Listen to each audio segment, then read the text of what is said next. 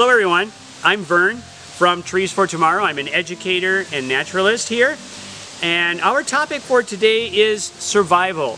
Sometimes we call it Survival 101 because we're going to be looking at the basics today. When you talk about or think about survival, what is a survival situation?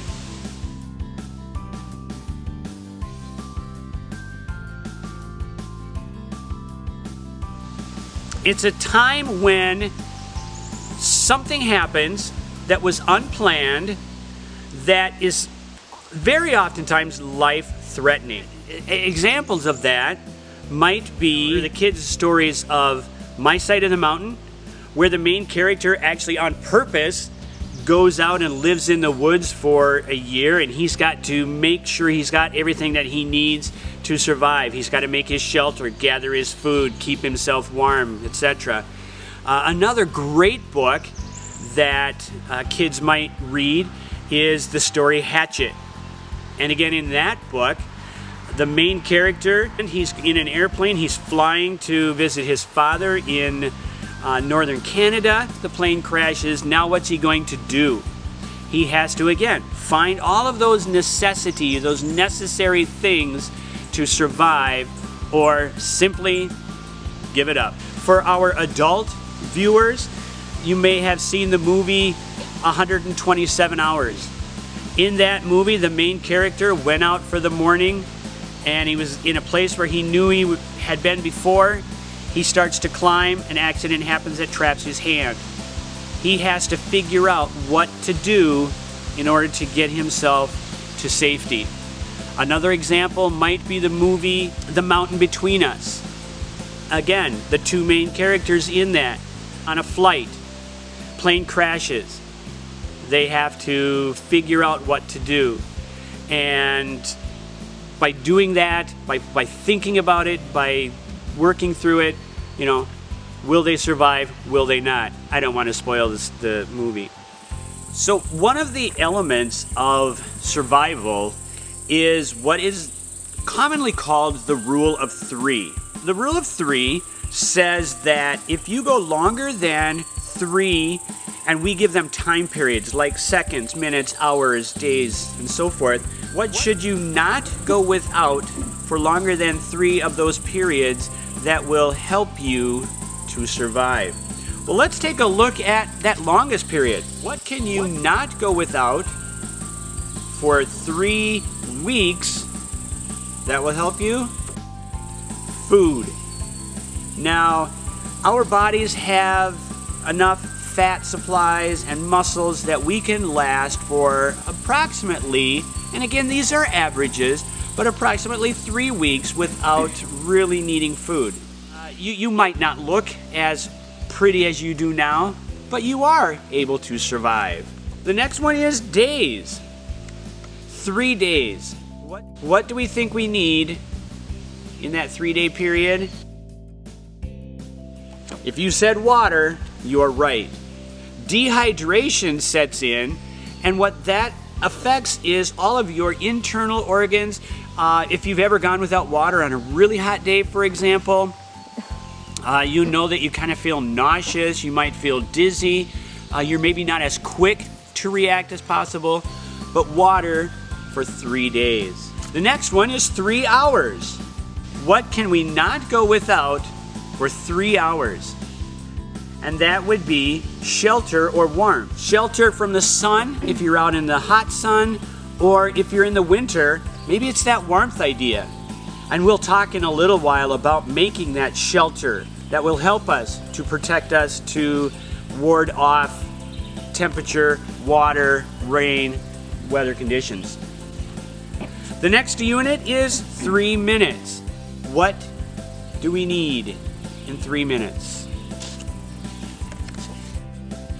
If you said oxygen or air, you are correct. Oxygen, we need to breathe. If our oxygen supply is shut off, if we're choking on something, our brain cells start to die. The final one is 3 seconds. So we've had the basics. We've had food, water, shelter, air. What could be left for 3 seconds? That would be our attitude. What do I mean by this? Think of a positive mental attitude. So the attitude that says, I'm going to survive, I'm going to get out of this some way or the other. Now, does that mean you have to be happy the whole time? If you think about the book Hatchet that we talked about, or even My Side of the Mountain, or the two adult movies that we talked about, 127 Hours, or The Mountain Between Us, if you think of examples like that, were they happy the whole time? No.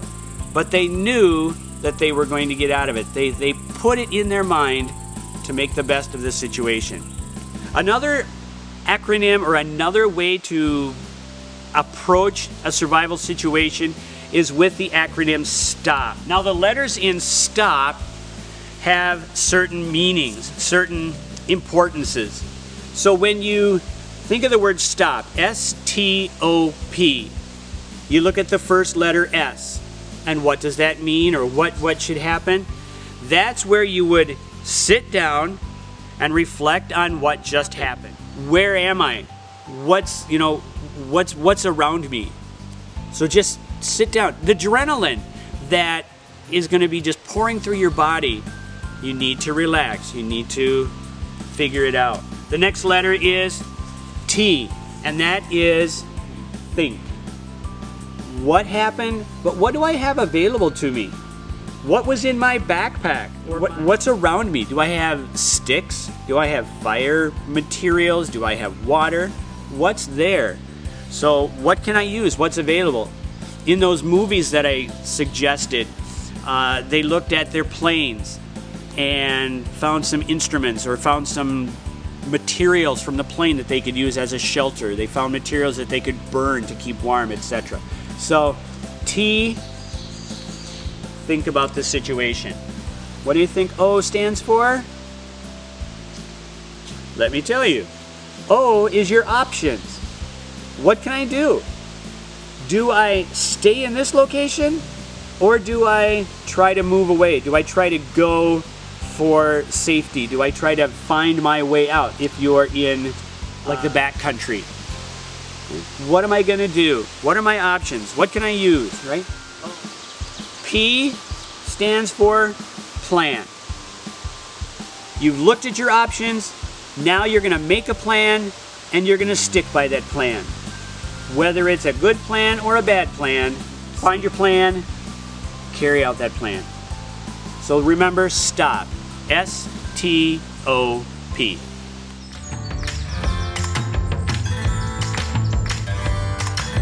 Let's talk about being prepared for survival situations. Some people think that being prepared is having their cup of coffee and they can go anywhere. Sometimes, though, you find yourself in a period when it might be longer than just what's left in your coffee cup. And so on my table, one group of items that you might have to be prepared would be your first aid material. It could include an ice pack in case of a sprained ankle, ace bandages to wrap an ankle or a wrist or something that would hurt, a Jacobson splint. All of these are really for ankles or joints that might be injured in a fall or something like that, but it gives you stability. Okay. In this bag, we have things like gauze pads, rubber gloves, antiseptic wipes, alcohol wipes, things like that, that if you get scrapes or cuts, you can clean off and treat those so that it doesn't become more serious. Along with the first aid kit, sometimes people have little cards or IDs for survival ideas. What might I do? What kind of information is there available? This particular one has lists of building fires and shelters and so forth. So sometimes little pamphlets like that work really great. In my backpack, I try to carry some kind of plant identification. And this particular one tells me that certain mushrooms are edible. It tells me certain plants that are found that we could use for food if we get to that stage. Sensitive ferns, for example, or cooking mushrooms, lobster mushrooms, a lot of good information in there. A great idea for being prepared to be outside, hiking in the woods, would be some kind of bug spray or insect repellent. Lots of different brands. This one happens to be a Repel 40% DEET, but lots of different ideas there. When you're in a survival situation, one of the main things is building yourself a shelter and getting some warmth. To help us with that, I've got a lot of different ideas or examples of fire starters. In this little bag, that's dryer lint. Now you might ask, why would I carry dryer lint? Dryer lint catches sparks very well from something like a lighter, if you have one of those in your backpack, or if you've got a flint and steel. Set your dryer lint down and strike your flint and steel on there and it catches sparks. I sometimes carry a candle. I can start that up. That will burn longer than my match. I can then start like my piece of twine, or I can start my dryer lint. Or if I know that I need to build a bigger fire, I've got prepared fire starters. This happens to be a wax-covered toilet paper tube stuffed with shredded paper. Put that in there, light the edges, you've got a fire in no time. Other things that I might have in my backpack, definitely carry along some water, some kind of liquids, a container that you could go out and find potable or drinkable water while you're out there. A rope for tying a lot of different things. I have different types of clothing. In these two bags are examples of small rain ponchos. Very lightweight, but if you can stay dry, that's a big part of survival. You can also use these as a tent if need be, some kind of awning or covering to keep you out of the weather. Depending on the time of year that you're going out, you might take along some kind of long sleeve shirt, kind of lightweight long sleeve shirt. Helps again to defend you from bugs, mosquitoes, that type of thing. If you're in the winter, you might have a neck gaiter, again to keep your throat, your core nice and warm. Another thing that we might have would be a headlamp, some kind of light that if you find yourself out at night and you haven't got your fire started yet, you can put the headlamp on, see what you're doing to get prepared. A whistle for sending out distress signals or just blowing so that somebody else might hear you, right? A nice plastic whistle so that it's not affected by cold temperatures. So when you have your whistle, 3 blasts is the universal sign for a distress. Another thing that I like to keep in my backpacks are some kind of granola bar, some kind of prepared food, some kind of writing utensil. That way, if you're in an area and you leave a note for someone, I was here, I'll be back later, or something, but just you can leave notes with that. What would you carry those in? That also depends on you and the time or the length of time that you plan on being out there. You can go from something very small, like a fanny pack. Other times you might use a full backpack. Nice adjustable shoulder straps, several pockets which allow you to carry even more things. So if you are being prepared, there's a lot of material that you could have to help you out and be prepared to get you through that survival situation.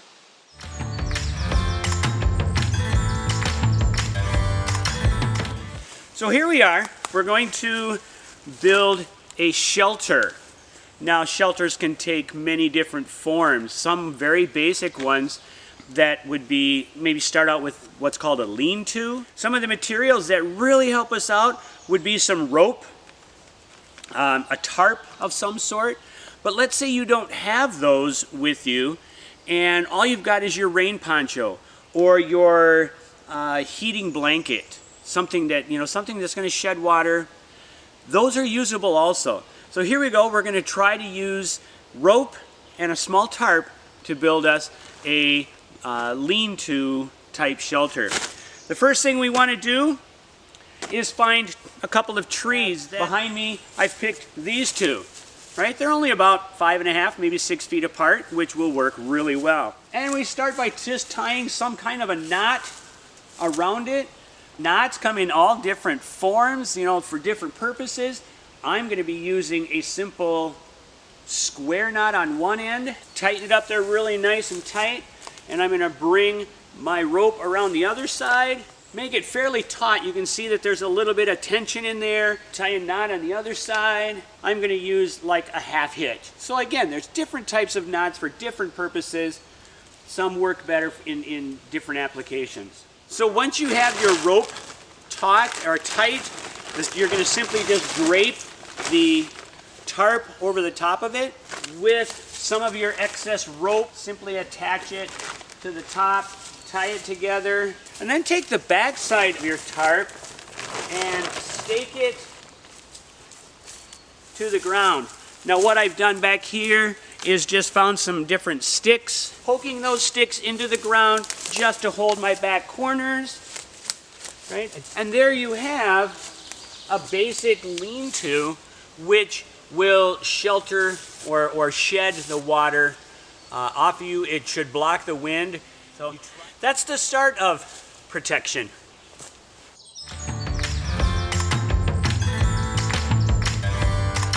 Okay, so we're going to try a second type of shelter, and that is the A-frame. And you can think of it just that way, an A-frame. So you're going to attach a rope to the trees and make your shelter more like a conventional tent. So I'll kind of demonstrate that. Again, we're going to use that knot system of tying a square knot on one side, stretching our line to our second tree, wrapping it so that we have tension, and then tying our knots. And you might have noticed that this one's a little lower than we used for the lean-to. And I'll talk about that, the reason for that in a second. But again, we take our tarp and about half on either side. We can stretch it out. Notice now that the tarp goes on both sides of our line, our string. What I will do is take sticks to attach the corners. And there you have a basic A-frame tent. Again, remember I said that it was a little lower because now you're going to be spreading your tarp on both sides of your line or your rope that's attached to the trees. The other reason for a smaller area is when you make a shelter, you really want it to be small enough so that you can fit into it, or large enough that you can fit into it, but small enough that it doesn't take a lot of heat to kind of keep yourself comfortable, right? Again, our little A-frame tent.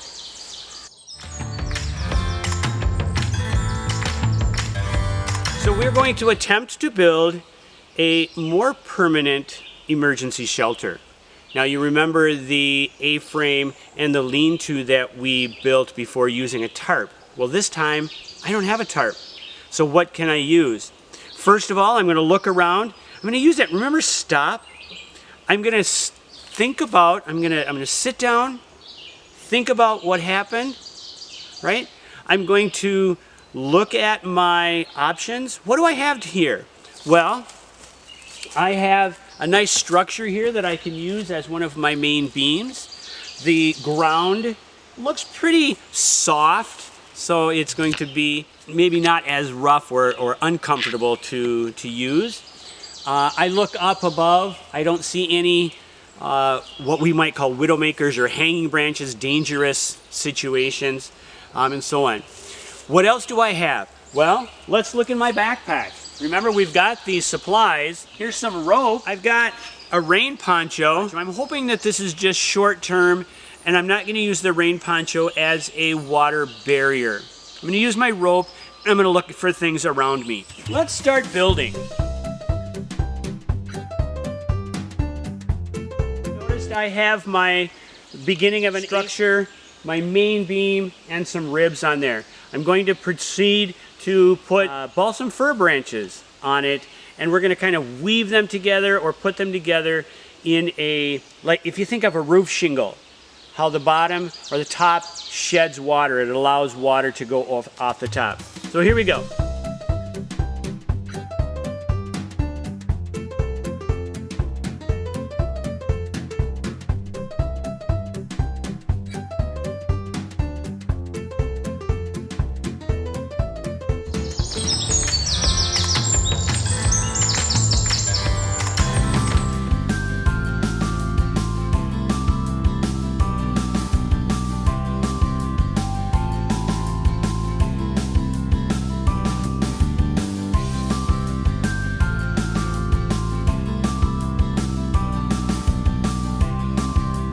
hope you learned something. I hope you enjoyed yourself today, and I hope you learned a little bit about survival.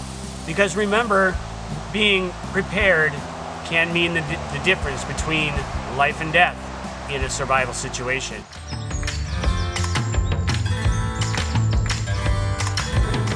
Trees for Tomorrow is a nonprofit natural resources specialty school. We were founded in 1944 as a reforestation effort by the pulp and paper industry.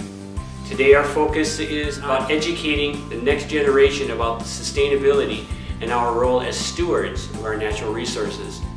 Funding for Trees for Tomorrow comes from a combination of program fees, corporate sponsors, grants, and donations from individuals like you. If you found value in today's program, please consider making a donation to the Trees for Tomorrow by going to the website and clicking on the Donate Now button in the top right corner. We also encourage you to follow us on social media and share your experiences exploring the outdoors. Thank you for joining us today, and we look forward to seeing you on our next episode.